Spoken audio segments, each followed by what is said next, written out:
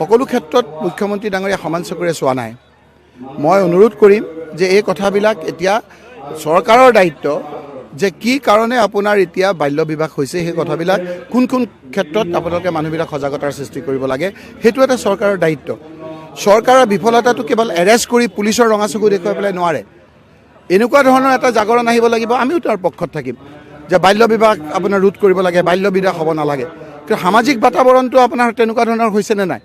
মুখ্যমন্ত্ৰী ডাঙৰীয়াই বেলেগ কাম কাজত লাগি থকাৰ কাৰণে কেৱল পুলিচৰ ৰঙা চকুৰে এই কথাবিলাক সমাধান কৰিব নোৱাৰে। খালি কেৱল পুলিচ দি পেলাই এতিয়া দুটা পুলিচ হৈছে। এটা পুলিচ হৈছে আমাৰ যিখিনি আপোনাৰ একেবাৰে ইতিহাস প্ৰসিদ্ধ অসম পুলিচ, আৰু এটা পুলিচ হৈছে তেওঁৰ নিজৰ পুলিচ। আৰু সেইকাৰণে তেওঁ বোধহয় এইবাৰ পঞ্চায়ত ইলেকশ্যনত দুটা ভাগত বিভক্ত কৰিব খুজিছে, কাৰণ অসমৰ গোটেই পুলিচখিনি তেওঁৰ বিশ্বাসত ল'ব পৰা নাই। তেওঁৰ যিখিনি পুলিচ সেইখিনিক লৈ পেলাই এটা কৰিব, আৰু সেইখিনি হৈ যোৱাৰ পিছত বোধহয় সেইখিনিকে আকৌ আনি পেলাই যিটো চামগুৰিত কৰিলে আকৌ বেলেগ জেগাত কৰিব। চামগুৰিত 3 দিনৰ আগতে আপুনি 54জন পুলিচ ট্ৰেন্সফাৰ কৰিছে। আকৌ সেই 54জনে যেতিয়া গোটেইখিনি তেওঁলোকৰ কথা শুনা নাই, 3 দিনৰ ভিতৰত আকৌ বেলেগ পুলিচ তেওঁ ট্ৰেন্সফাৰ কৰিছে। গতিকে গোটেই পুলিচৰ যিটো ঐতিহ্য, যিটো মান মৰ্যাদা সন্মান, আজি হিমন্ত বিশ্ব শৰ্মা চৰকাৰে, হিমন্ত বিশ্ব শৰ্মা ডাঙৰীয়াই সেই কথাখিনি কুলষিত কৰিছে। সকলো ক্ষেত্ৰত মুখ্যমন্ত্ৰী ডাঙৰীয়া সমান চকুৰে চোৱা নাই।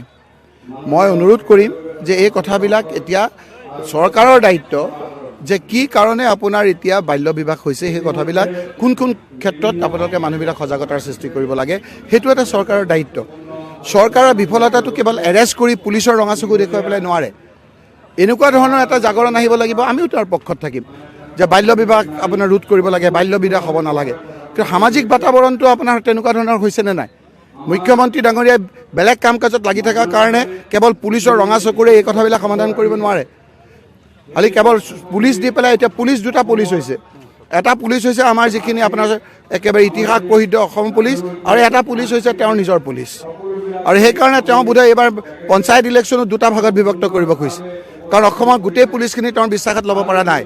তেওঁৰ যিখিনি পুলিচ সেইখিনিক লৈ পেলাই এটা কৰিব, আৰু সেইখিনি হৈ যোৱাৰ পিছত বোধহয় সেইখিনিকে আকৌ আনি পেলাই যিটো চামগুৰিত কৰিলে আকৌ বেলেগ জেগাত কৰিব। চামগুৰিত 3 দিনৰ আগতে আপুনি 54জন পুলিচ ট্ৰেন্সফাৰ কৰিছে।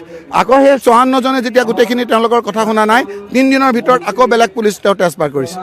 গতিকে গোটেই পুলিচৰ যিটো ঐতিহ্য, যিটো মান মৰ্যাদা সন্মান, আজি হিমন্ত বিশ্ব শৰ্মা চৰকাৰে, হিমন্ত বিশ্ব শৰ্মা ডাঙৰীয়াই সেই কথাখিনি কুলষিত কৰিছে।